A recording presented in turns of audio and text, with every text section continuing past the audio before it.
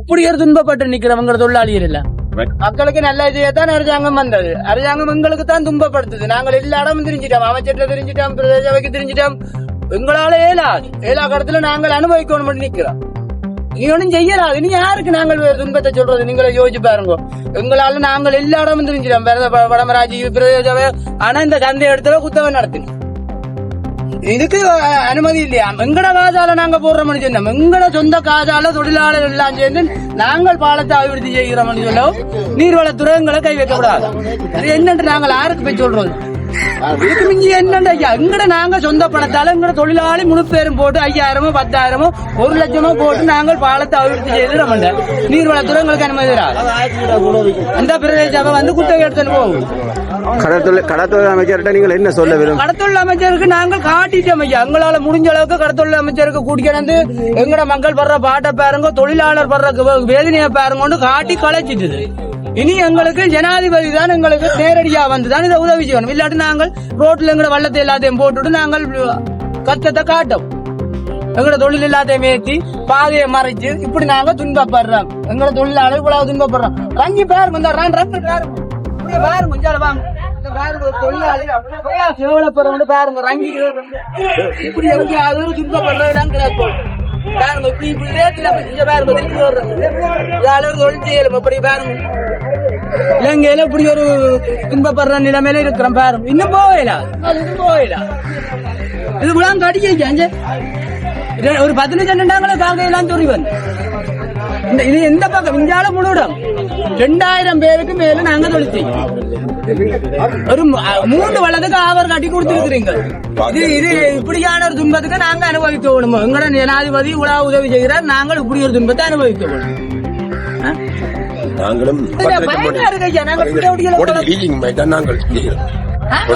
எங்கட ராஜுல நாங்க நீர்வளத்துறை கடல்ல ஒரு கை மண் போட்டா போலீஸ் கேஸா? அப்ப என்னட்டு நாங்கள் இதுக்குள்ள எங்கட காதால போடல வேறையும் குடிக்கொண்டு வரையில நீர்வளத்துறை அரங்கம் கட்டி கொடுத்த இந்த நாவந்துறையில கிரவுண்ட் கட்டி கொடுக்க உதவி செய்திருக்குது. மண் போட்டு பாடி கட்டி இருக்கிறாங்க, வீடு கட்டி இருக்கிறாங்க, கோயில் கட்டி இருக்கிறாங்க. நாங்க தொழில் செய்யறதுக்கு பாலம் கட்ட மண் போடுவோம். இதுல போய் பாருங்க, வீடு கட்டி இருக்கிறாங்க காசை கொடுத்து. யாரு காசு கொடுத்தவங்க?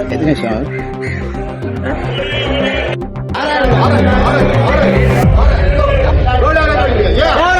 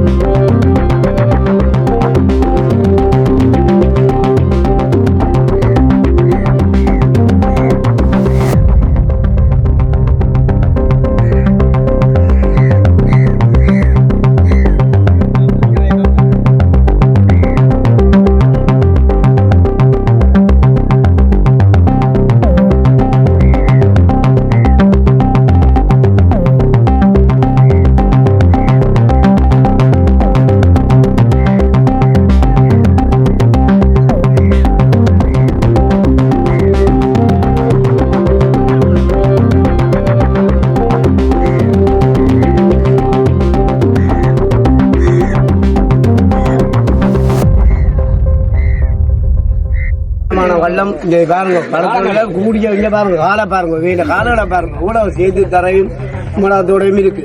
இங்க இன்னும் ஒரு தரம் போட்டு தரதும் இல்ல, இந்த கதையும் நாங்களே முடியணும், நாங்களே முடியணும்.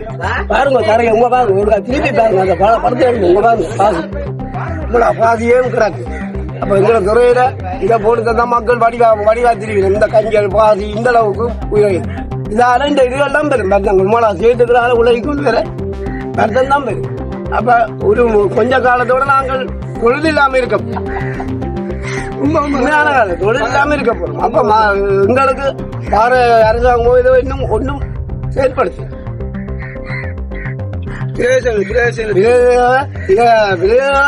இதாயிருக்கு. கடை மண் போட்டா குடிக்கணும், கடை போட்டு கொடுக்கணும், இது போட வேண்டாம். நாங்கள் குடியாத வேண்டாமண்டா நாங்க என்ன கேட்க மீனவர் சங்க தலைவர் போய் இது சம்பந்தமா கதைச்சிருக்கணும். கதைச்சிருக்கணும், எல்லா இடம் கைக்கிறோம். கதைச்சதுக்கு என்ன சொல்லிக்கணும்? இன்னும் ஒரு இதுவும் கொடுக்கும். உங்களோட எம்பிஆர் தற்போது உங்களோட பிரதேசத்துக்கு ஒரு எம்பிஆர் யாராவது பிரதேச உறுப்பினர் இருப்பினார் உங்களால் அனுப்பப்பட்டதார் இப்ப ராசகுமார் இங்க இருந்து அவரை நீங்க போய் கேட்டீங்களா? அவரை கூட்டி காட்டுனீங்களா? அவரே தெரியும் இங்க கிடந்த அவரே போய் கதைச்சிருக்கிறார். இன்னும் பலன் இல்லாம நன்றி.